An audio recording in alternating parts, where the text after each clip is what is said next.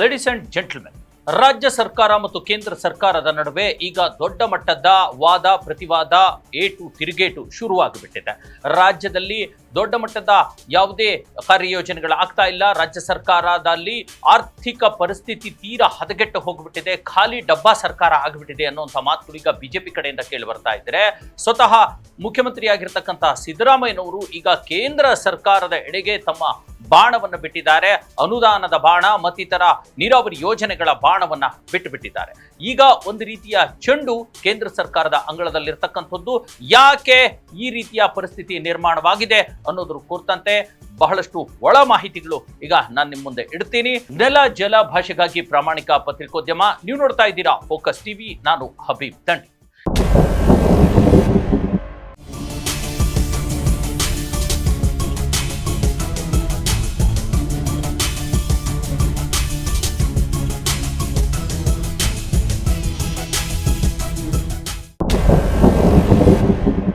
S ವೀಕ್ಷಕರೇ, ರಾಜ್ಯದಲ್ಲಿ ಕಾಂಗ್ರೆಸ್ ಸರ್ಕಾರ ಮತ್ತು ಬಿಜೆಪಿ ನಡುವೆ ದೊಡ್ಡ ಮಟ್ಟದ ಎದುರೇಟಿನ ಮಾತುಗಳು ಶುರುವಾಗಿಬಿಟ್ಟಿದೆ. ಈಗಾಗಲೇ ಸಾಕಷ್ಟು ದೊಡ್ಡ ಮಟ್ಟದ ಆರೋಪ ಪ್ರತ್ಯಾರೋಪಗಳು ಕೂಡ ನಡೆದಿರ್ತಕ್ಕಂಥದ್ದು. ಸ್ವತಃ ಮುಖ್ಯಮಂತ್ರಿಯಾಗಿರ್ತಕ್ಕಂಥ ಸಿದ್ದರಾಮಯ್ಯನವರು ಒಂದು ಬಿಜೆಪಿ ಕೇಂದ್ರ ಸರ್ಕಾರದ ಮೇಲೆ ಮತ್ತು ಸ್ಥಳೀಯ ಬಿಜೆಪಿ ಸಂಸದರು ಮತ್ತು ನಾಯಕರ ಮೇಲೆ ತೀವ್ರ ವಾಗ್ದಾಳಿಯನ್ನ ನಡೆಸಿದ್ದಾರೆ. ಈ ಕಡೆ ರಾಜ್ಯ ಸರ್ಕಾರ ಹಣ ಇಲ್ಲದೆ ಒಂದು ರೀತಿ ಪಾಪರ್ ಸರ್ಕಾರ ಆಗಿದೆ ಅನ್ನುವಂಥ ಮಾತನ್ನ ಬಿಜೆಪಿಯಿಂದ ಕೇಳಿ ಬರ್ತಾ ಇದ್ರೆ, ಸ್ವತಃ ಸಿದ್ದರಾಮಯ್ಯನವರು ನಮ್ಮ ಹತ್ರ ಸಾಕಷ್ಟು ಹಣ ಇದೆ, ನಾವು ಯಾವುದೇ ರೀತಿಯ ಒಂದು ದಿವಾಳಿತನಕ್ಕೆ ಹೋಗಿಲ್ಲ, ಆದ್ರೆ ಎಲ್ಲ ನಾವು ಅನೌನ್ಸ್ ಮಾಡಿರ್ತಕ್ಕಂಥ ಒಂದು ಏನು ಚುನಾವಣಾ ನೀತಿ ಸಂಹಿತೆಯಲ್ಲಿ ನಾವು ಅನೌನ್ಸ್ ಮಾಡಿರ್ತಕ್ಕಂಥ ಪ್ರಣಾಳಿಕೆಯಲ್ಲಿ ಅನೌನ್ಸ್ ಮಾಡಿರ್ತಕ್ಕಂಥ ಎಲ್ಲಾ ವಿಚಾರಗಳನ್ನ ಇಂಪ್ಲಿಮೆಂಟ್ ಮಾಡ್ಲಿಕ್ಕೆ ತಯಾರಾಗಿದ್ದೀವಿ. ಅದರಲ್ಲೂ ಪ್ರಮುಖವಾಗಿ ನೀರಾವರಿ ಇಲಾಖೆಗಳನ್ನ ನಾವು ಅದೇನು ಅನುಷ್ಠಾನ ಮಾಡ್ಲಿಕ್ಕೆ ತಯಾರಾಗಿದ್ದೀವಿ ಅನ್ನುವಂಥ ಮಾತನ್ನ ಹೇಳ್ತಿದ್ದಾರೆ. ಅಲ್ಲದೆ ಮಹದಾಯಿ ಯೋಜನೆ ಏನಿದೆ ಅದಕ್ಕೆ 2018ರಲ್ಲಿ ಸುಪ್ರೀಂ ಕೋರ್ಟ್ ಒಪ್ಪಿಗೆಯನ್ನು ಕೂಡ ಕೊಟ್ಟುಬಿಟ್ಟಿದೆ. ಇದಕ್ಕೆ 1100 ಕೋಟಿ ರೂಪಾಯಿಯನ್ನ ನಾವು ಇಟ್ಟಿದ್ದೀವಿ, ಬಜೆಟ್ ಕೂಡ ಇಟ್ಬಿಟ್ಟಿದ್ದೀವಿ, ದುಡ್ಡು ಮತ್ತೆ ಟೆಂಡರ್ ಕೂಡ ಕರೆದು ಬಿಟ್ಟಿದ್ದೀವಿ ಅಂತ ಹೇಳ್ತಾರೆ. ಜೊತೆಗೆ ಕೃಷ್ಣಾ ಮೇಲ್ದಂಡೆ 3ನೇ ಹಂತದ ಯೋಜನೆಗೆ ಕೇಂದ್ರ ಸರ್ಕಾರ ಅಧಿಸೂಚನೆ ಹೊರಡಿಸ್ತಿಲ್ಲ, ಹಾಗಾಗಿ ಅಲ್ಲಿ ನಡೀತಾ ಇರತಕ್ಕಂಥ ಕಾಮಗಾರಿ ಸ್ಥಗಿತ ಆಗಿದೆ. ಜೊತೆಗೆ ಮೇಕೆದಾಟು ಯೋಜನೆಗೆ ತಮಿಳುನಾಡಿನ ಏನು ತಕರಾರು ಅರ್ಜಿ ಇದೆಯಲ್ಲ ಅದು ವಜಾ ಆಗ್ಬಿಟ್ಟಿದೆ ಸುಪ್ರೀಂ ಕೋರ್ಟ್ನಲ್ಲಿ. ಆದ್ರೂ ಕೂಡ ಕೇಂದ್ರ ಸರ್ಕಾರ ಬೇರೆ ಬೇರೆ ಕಾರಣಗಳನ್ನ ನೀಡಿ ಅನುಮತಿ ಕೊಡ್ತಿಲ್ಲ. ಹಾಗಾಗಿ ಈ ಒಂದು ಪರಿಸ್ಥಿತಿಯಲ್ಲಿ ನಾವು ಹೇಗೆ ಜನಪರ ಕೆಲಸವನ್ನು ಮಾಡೋದು ಅನ್ನುವಂಥ ಒಂದು ಮಾತನ್ನ ಸ್ವತಃ ಮುಖ್ಯಮಂತ್ರಿ ಸಿದ್ದರಾಮಯ್ಯ ಕೇಂದ್ರ ಸರ್ಕಾರಕ್ಕೆ ಬಿಜೆಪಿ ನಾಯಕರಿಗೆ ಕೇಳ್ತಿದ್ದಾರೆ.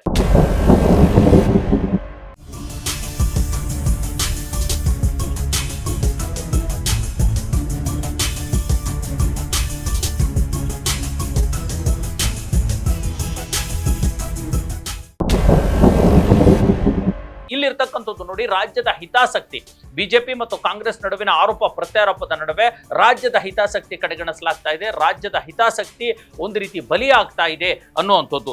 ಈಗಾಗಲೇ BS ಯಡಿಯೂರಪ್ಪನವರು ಒಂದು ಮಾತನ್ನ ಹೇಳಿದ್ರು, ಮಹದಾಯಿ ಯೋಜನೆಯನ್ನ ಮಾಡ್ತೀನಿ, ಬೇಕಿದ್ರೆ ಇದನ್ನ ನಾನು ರಕ್ತದಲ್ಲಿ ಬರೆದು ಕೊಡ್ತೀನಿ ಅನ್ನುವಂಥ ಮಾತನ್ನ ಹೇಳಿದ್ರು. ಎಲ್ಲಿ ಹೋಯ್ತು ಯಡಿಯೂರಪ್ಪನವರ ಮಾತು ಅನ್ನುವಂಥದ್ದು. ಜೊತೆಗೆ ಗೋವಾ, ಮಹಾರಾಷ್ಟ್ರ ಮತ್ತು ಕೇಂದ್ರದಲ್ಲೂ ಕೂಡ ಬಿಜೆಪಿ ಸರ್ಕಾರನೇ ಇರೋದ್ರಿಂದ ಬೆಳಗಾವಿಯಲ್ಲಿ ಬರುವಂತ ಮಹಾರಾಷ್ಟ್ರ ಕರ್ನಾಟಕ ಗಡಿಯಲ್ಲಿ ಬರುವಂತ ಮಹದಾಯಿ ಯೋಜನೆಯ ಯಾಕೆ ಅನುಷ್ಠಾನ ಆಗ್ತಿಲ್ಲ ಅನ್ನುವಂಥ ಪ್ರಶ್ನೆಗಳು ಕೂಡ ರಾಜ್ಯದ ಜನ ಕೇಳ್ತಾ ಇದ್ದಾರೆ. ಇದಲ್ಲದೆ ಭದ್ರಾ ಮೇಲ್ದಂಡೆ ಯೋಜನೆಗೆ ಈಗಾಗಲೇ ಕೇಂದ್ರ ಸರ್ಕಾರ 5300 ಕೋಟಿ ರೂಪಾಯಿಯನ್ನ ಬಜೆಟ್ ನಲ್ಲಿ ಒಂದು ಹಣವನ್ನ ನಿಗದಿ ಮಾಡಿತ್ತು. ಆದ್ರೆ ಚಿಕ್ಕಾಸು ಕೂಡ ಭದ್ರಾ ಮೇಲ್ದಂಡೆ ಯೋಜನೆಗೆ ಬಂದಿಲ್ಲ.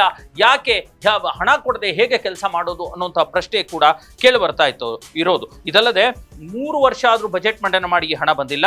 ಅಲ್ಲದೆ ಬೊಮ್ಮಾಯಿ ಅವರು ಕೂಡ ಮುಖ್ಯಮಂತ್ರಿಯಾಗಿದ್ದಾಗ ಭದ್ರಾ ಮೇಲ್ದಂಡೆ ಯೋಜನೆಯನ್ನ ರಾಷ್ಟ್ರೀಯ ನೀರಾವರಿ ಯೋಜನೆಯನ್ನಾಗಿ ಮಾಡ್ತೀನಿ ಅಂತ ಹೇಳಿದ್ರು. ಈಗ ಯಾಕೆ ಅವರು ಸುಮ್ಮನೆ ಕೂತಿದ್ದಾರೆ ಅನ್ನೋಂಥ ಮಾತು ಕೂಡ ಕೇಳಬೇಕಲ್ವಾ? ಯಾಕಂದ್ರೆ ಮಾಜಿ ಮುಖ್ಯಮಂತ್ರಿಗಳು BS ಯಡಿಯೂರಪ್ಪನವರಾಗ್ಲಿ ಬೊಮ್ಮಾಯಿ ಅವರಾಗ್ಲಿ ಹೇಳಿರ್ತಕ್ಕಂಥ ಹೇಳಿಕೆಗಳು ಎಲ್ಲಿ ಹೋಯಿತು? ಈಗ ಬೊಮ್ಮಾಯಿ ಅವರು ಸ್ವತಃ ಸಂಸದರು, ಅವರಾದ್ರೂ ಅಲ್ಲಿ ಪ್ರಶ್ನೆ ಮಾಡಬೇಕಲ್ವಾ ಅನ್ನುವಂಥದ್ದು ಇಲ್ಲಿ ಮಾತಿಗೆ ಬರ್ತಾ ಇದೆ. ಜೊತೆಗೆ ಬೆಣ್ಣೆಹಳ್ಳ ಯೋಜನೆಗೆ ಈಗಾಗಲೇ 1610 ಕೋಟಿ ರೂಪಾಯಿನ ಕೇಂದ್ರ ಸರ್ಕಾರ ಘೋಷಿಸಿತ್ತು, ಅದಕ್ಕೂ ಕೂಡ ಹಣ ಕೊಟ್ಟಿಲ್ಲ. ನಾವೇ ನಮ್ಮ ದುಡ್ಡಲ್ಲಿ 200 ಕೋಟಿ ರೂಪಾಯಿ ಖರ್ಚು ಮಾಡಿ ಈಗ ಬೆಣ್ಣೆಹಳ್ಳ ಯೋಜನೆಗೆ ಒಂದು ಯೋಜನೆಯನ್ನು ಅನುಷ್ಠಾನಗೊಳಿಸ್ತಿದ್ವಿ ಅನ್ನೋಂಥ ಮಾತನ್ನು ಕೂಡ ಮುಖ್ಯಮಂತ್ರಿ ಸಿದ್ದರಾಮಯ್ಯ ಹೇಳ್ತಿದ್ದಾರೆ. ಯಾಕೆ ಒಂದು ಬಿಜೆಪಿ ಸಂಸದರು ಇದಕ್ಕೆ ಉತ್ತರ ಕೊಡ್ತಿಲ್ಲ ಅನ್ನುವಂಥ ಪ್ರಶ್ನೆ ಕೂಡ ಹುಟ್ಕೊಳ್ತಾ ಇದೆ.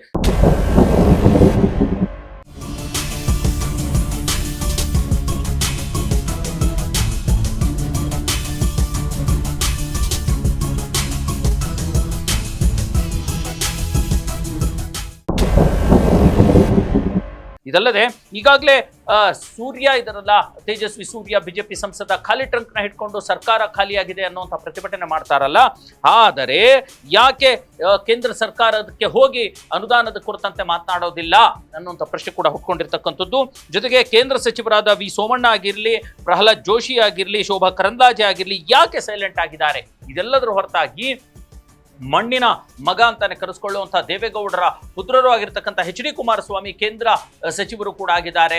ದೇವೇಗೌಡರು ಕೂಡ ರಾಜ್ಯಸಭಾ ಸದಸ್ಯರಾಗಿದ್ದಾರೆ.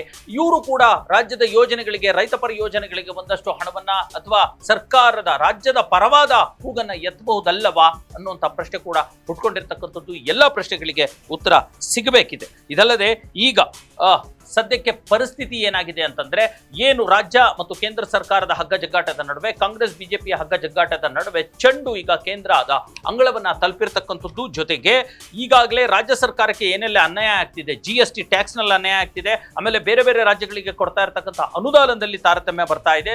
100 ಸ್ಮಾರ್ಟ್ ಸಿಟಿ ಯೋಜನೆಯನ್ನ ಪ್ರಧಾನಮಂತ್ರಿ ನರೇಂದ್ರ ಮೋದಿ ಅವರು ಘೋಷಿಸಿದ್ರು. ಕರ್ನಾಟಕದಲ್ಲಿ ಎಷ್ಟು ಸ್ಮಾರ್ಟ್ ಸಿಟಿ ಆಗಿದ್ದಾವೆ ಅನ್ನುವಂಥ ಪ್ರಶ್ನೆ ಕೂಡ ರಾಜ್ಯದ ಜನ ಕೇಳಬೇಕಲ್ವಾ? ಎಲ್ಲೇ ಯಾಕೆ ಆಗ್ತಿಲ್ಲ? ಕೇವಲ ರಾಜ್ಯದ ಸಂಸದರಿಗೆ, ಅದರಲ್ಲೂ ಬಿಜೆಪಿ ಸಂಸದರಿಗೆ ರಾಜ್ಯ ಸರ್ಕಾರದ ವಿರುದ್ಧ ಅಥವಾ ಅವರ ವೈಫಲ್ಯದ ವಿರುದ್ಧ ಧ್ವನಿ ಎತ್ತೋದಕ್ಕಷ್ಟೇ ಸಾಧ್ಯನಾ ಅನ್ನುವಂಥದ್ದು. ಹಾಗಾಗಿ ಈಗ ಒಂದು ದೊಡ್ಡ ಮಟ್ಟದ ಒಂದು ಮಾತು ಮತ್ತು ಆರೋಪವನ್ನ DK ಸುರೇಶ್ ಹೇಳಿರ್ತಕ್ಕಂಥದ್ದು. ರಾಜ್ಯದಲ್ಲಿ ಬಂದಿರತಕ್ಕಂತಹ ಕಲೆಕ್ಟ್ ಆಗುವಂತಹ 4 ರಿಂದ 5 ಲಕ್ಷ ಕೋಟಿ ರೂಪಾಯಿ ಕೇಂದ್ರ ಬಿಜೆಪಿ ಸರ್ಕಾರ ಕೇಂದ್ರದ ಬಿಜೆಪಿ ರಾಜ್ಯಗಳಿಗೆ, ಗುಜರಾತ್, ಉತ್ತರ ಪ್ರದೇಶ ಮುಂತಾದ ರಾಜ್ಯಗಳಿಗೆ ಹಂಚಿಕೆ ಮಾಡ್ತಾ ಇದೆ, ನಮಗೆ ಸಿಗ್ತಾ ಇಲ್ಲ. ಬಿಜೆಪಿ ನಾಯಕರಿಗೆ ಎಲ್ಲಿದೆ ಧೈರ್ಯ, ಯಾಕೆ ಕೇಳಬಾರದು ಅನ್ನೋಂಥ ಮಾತನ್ನು ಕೇಳ್ತಾ ಇದೆ. ಹಾಗಾಗಿ ಈಗ ಸದ್ಯಕ್ಕೆ ಕಾಂಗ್ರೆಸ್ ಮತ್ತು ಬಿಜೆಪಿಯ ನಡುವಿನ ಈ ಹಗ್ಗ ಜಗ್ಗಾಟ ದೊಡ್ಡ ಮಟ್ಟದ ಚರ್ಚೆಯನ್ನು ಗ್ರಾಸ ಹಾಕಿರ್ತಕ್ಕಂಥದ್ದು. ಎಲ್ಲೋ ಒಂದ್ ಕಡೆ ಇದು ಬಿಜೆಪಿಗೆ ಮುಳುವಾಗುತ್ತಾ ಅನ್ನುವಂಥ ಪ್ರಶ್ನೆ ಕೂಡ ಹುಟ್ಕೊಂಡಿದೆ. ಎಸ್ ವೀಕ್ಷಕರೇ, ಇದಾಗಿತ್ತು ಎಕ್ಸ್ಪ್ಲೇನರ್. ಮುಂದಿನ ಮತ್ತೊಂದು ವಿಚಾರದೊಂದಿಗೆ ಮತ್ತೆ ಸಿಗ್ತೀನಿ. ಅಲ್ಲಿವರೆಗೂ ನೋಡ್ತಾ ಇರಿ ನೆಲ ಜಲ ಭಾಷೆಗಾಗಿ ಪ್ರಾಮಾಣಿಕ ಪತ್ರಿಕೋದ್ಯಮ, ನಿಮ್ಮ ಫೋಕಸ್ ಟಿವಿ.